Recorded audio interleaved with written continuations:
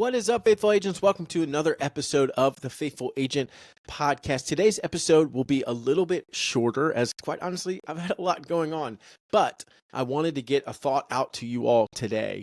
But before I do, super quick housekeeping. The conference is almost here, October 3rd and 4th in Greenville, South Carolina. Please go register. We would love for you to come, faithfulagent.com/conference. And because we are officially a nonprofit, this is a tax write-off for you. So join us. I promise you will love being with your brothers and sisters in Christ who also are in real estate. Yes, there are other Christian real estate agents out there. You are listening, and there are many more like you. So would love for you to join. Now, before I dive in, I'm actually going to talk about distraction versus traction. But before I dive in, I wanted to try something a little bit different. I had ChatGPT tell me a Christian knock-knock joke. So we'll see how this goes. Knock, knock. Who's there? Noah. Noah who?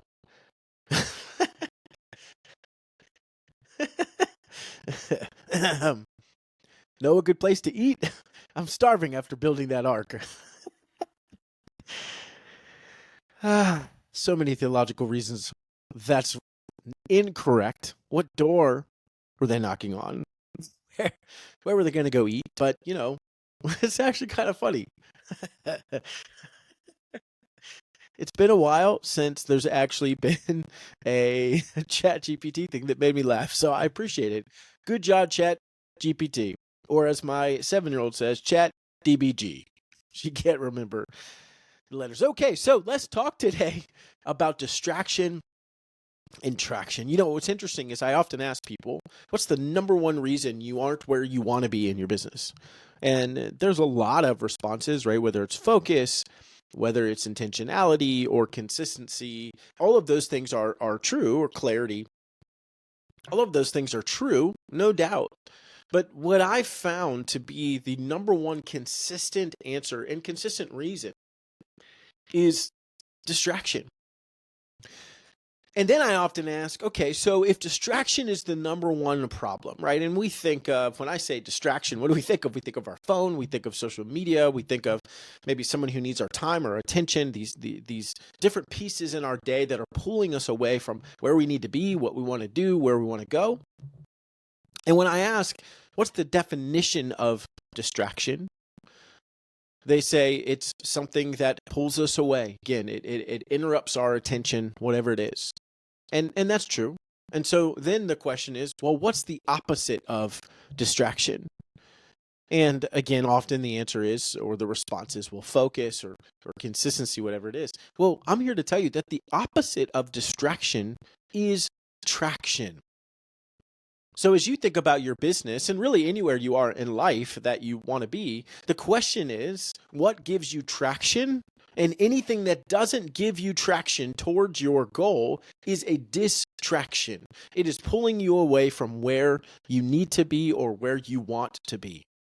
So as I've been talking about this today with my coaching group, with our Faith and Work call, as I've asked the question, well, what then in your business brings you traction?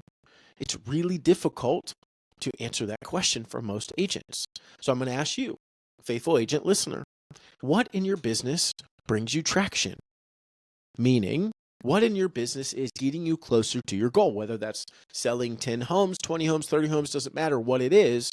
What actually creates traction for you? What gets you closer to your goal? So for example, I was sharing this earlier today. Kip Metler, one of my good buddies, who's out in South Carolina. What's up, Kip? He said open houses. Open houses bring traction because he can look back and see that there are a result of, I've sold houses off of open houses because I've been able to get face-to-face and I'm really good in that scenario, right? I'm summarizing what he said, but because he's done open houses, it's resulted in the business for him. So that doing open houses is traction. And I said, that's great that you know that. Then I challenge him, go deeper than that, right? A good business owner makes decisions off of data, not off emotions. And most of us, if we're honest, we make emotional decisions, myself too. You all have heard me talk about the failed businesses that I started last year. Many of those were made on emotional decisions, not rational thought. And so we want to make decisions off of data, not off of emotion. And so I challenged him. I said, okay, great. It's amazing that if I put in open houses to the recipe, the result of that will be closed transactions. My challenge was go deeper than that. Start tracking everything that you do, every nuance to your open houses, and see if we can find what exactly it is that is causing you to have success or not success when you do an open house. So for example, I said, great, you say open houses. Well, that's so broad. If I'm coaching you, I'm saying, okay, well, tell me what that means. Does that mean that you door knock 100 homes before you do the open houses, that you've got out 50 open house signs, that you made homemade cookies to bring, that it's Saturday from 10 to 12, or is it Saturday from 1 to 3, or is it Thursday night from 6 to 8? I don't know, but what is it, right? Open house is too broad. Tell me specifically what ingredients you're putting in so that we understand exactly how to gain traction in our business. So the way I always describe it is I'm trying to get us to create what I call a lead generation recipe, right? When grandma has her special secret cake recipe, it's whatever. 3 cups flour. I don't bake, so I have no idea. 3 cups flour, 2 cups sugar, butter, vanilla extract, chocolate, whatever it is, right? I have no concept of what it would be. But whatever it is, she has the ingredient list. She puts the ingredients in. She whisks it all together, puts it in the oven. She bakes it. And then when it comes out, she tastes it. Right? And she tastes it and says, man, this is perfect. Then great, she's going to do it again. There's her recipe. But she probably says the first couple times, well, this is not quite right. I need to tweak it. So she changes the recipe. She gives or adds in or takes out an ingredient or ingredients. She bakes it again. She tries it, and she keeps doing that over and over until it's the exact right recipe. And now she knows when these ingredients go into the cake, it comes out and it's delicious. What we need to do in our business to understand how to gain traction in our business, we need to know what is the recipe. So let's go back to Kip. If Kip says, well, for every 2 open houses I do, I get 1 closed client. Amazing. That would be an amazing recipe. And that's a good start. Now he knows if I want to close 10 deals this year off of open houses, I have to do 20 open houses, right? Every 2 creates 1 deal. 20 open houses creates 10 closed clients. That's an excellent start. But what if he went deeper than that, like a business owner would, and said, well, every 2 open houses I do, where I door knock 100 homes beforehand, put out 50 signs, and I host them Thursday, 6 to 8 p.m. with wine and cheese, results in 1.5 closed deals. Right? Whatever it was, it's whatever specific it is, he's tracking it, he's figuring it out, he's trying it out, he's creating a recipe. Now he knows, okay, great. If I do 20 open houses, I'm actually going to close 15 deals. So if I want to close 30 deals, I got to do 40 open houses. Right now he's understood the recipe. He understands what the outcome is. And more importantly, he understands what is traction and what is distraction. So what does that mean? Traction then in that scenario would be every time he does an open house on Thursday, that's traction.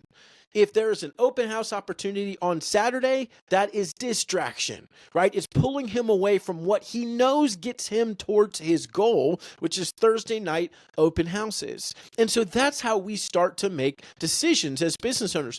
And more than that, what matters is it is too common that we sit there and wish we had more hours in the day, that we sit there and constantly feel bad that we're not working more hours because we're spending time with our kids, or maybe you're a stay-at-home mom and you've got to homeschool the kids and you're like, man, if I just had more hours, I could do better in this business. Well, that's the wrong question. We've got to stop thinking that way. We've got to start thinking, okay, I have whatever. I got to take care of the kids. I got to do X, Y, and Z. And now I have 20 hours a week left over for my business. And now you say, I want to sell 20 homes this year, whatever it is. Let's say I want to sell 10 homes this year. I've got 10 homes to sell this year in 20 hours a week. Now you have the right equation. How do I sell 10 homes in 20 hours a week? Now you've got the right problem that you have to solve. Once you have that problem, then you say, what actually creates traction in my business? That's where you need to get really granular. Now you know specifically, when I get face to face with 5 people a week, it results in 10 closed sales, whatever that is. Now you know exactly what you have to do. Exactly what you have to do. Can you sell 50 homes in under 40 hours a week? Sure. I've been doing that for 8 years. Why? It's not because I'm more efficient. It's not because I'm better than you are. It's not because I'm more skilled than you are. It's literally because I did the work for 3 years to make sure my lead generation system was so fine-tuned that I knew exactly what to press on to create traction for my business. That means I'm not wasting time pressing on the levers of other things that don't create real traction. I know exactly what I should be doing, and I can accomplish that in a short amount of time relatively so that I still generate a lot of transactions. I hope that makes sense. You've got to understand, and this applies to every area of life, but you've got to understand, what is it that actually creates traction for me? And everything else is a distraction. I won't do it. What is it that creates traction for you in your business? You take that equation, you take that lead generation recipe, you take that equation, and you go into your personal math problem that you must solve. I need to sell 20 homes this year, and I've got 30 hours a week to do it. Great. How do I go do that? Take the lead generation recipe, put it in that equation, and start to work on things, only things that create traction in your business. That's how you succeed. That's what traction is. Everything else is a distraction, and we don't want to operate there. You can do this. Focus on traction. Focus on gaining traction. And if you need help, reach out to a friend. They can help you. They can hold you accountable. I love you, faithful agents. I hope that this episode helps give you some clarity on distraction versus traction.